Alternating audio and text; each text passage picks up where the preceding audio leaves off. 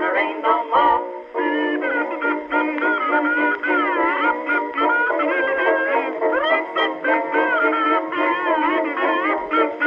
Hi everybody, I'm Canal. And I'm Mr. Shoes. And today we're back with another hiker grab bag. This is our warm weather gear. Mr. Shoes' thermals. No, don't put the hat. Yeah, hat's on your head. This is Mr. Shoes' thermals. On the trail, we use them as pajamas. They kept us very warm, especially on those really cold nights. For example, near the start of our hike, and it started snowing. So, temperature was dropping, we were getting extremely cold, but we just popped our thermals on, popped the puffy on, popped the hat on, crawled into our sleeping bags, and we were nice and warm.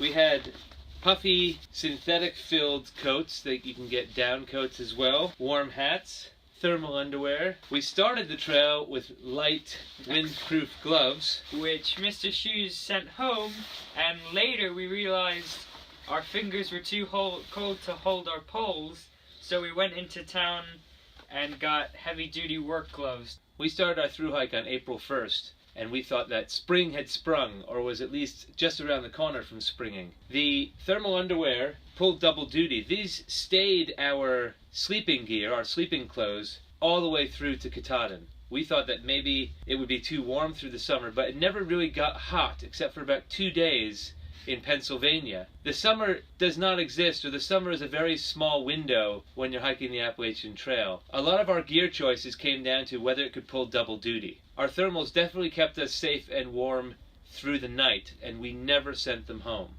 Our puffies stayed with us the whole way through the trail. We never sent them home. We never sent our hats home. I foolishly sent our gloves home, as Canal said, and for a lot of the time on the trail we wished we had them. All along the trail, up until I think about New Jersey, we were running into people saying, "When are you going to send your winter gear home? Bit of a waste to wait, right? I'm going to the post office to drop mine off now."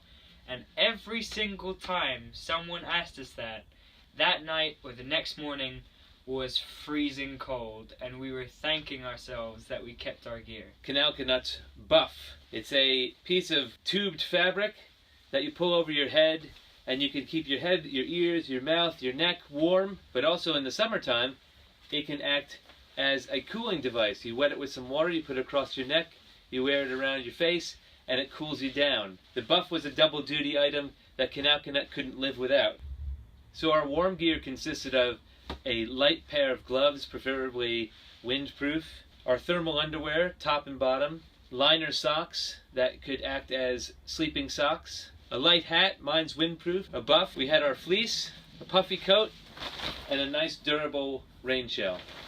Through our planning, we did ask ourselves the question that for some reason became one of the most important questions to hikers on the trail, which was, when are you sending your winter gear home? We thought that was an odd question, as it can turn from this to this.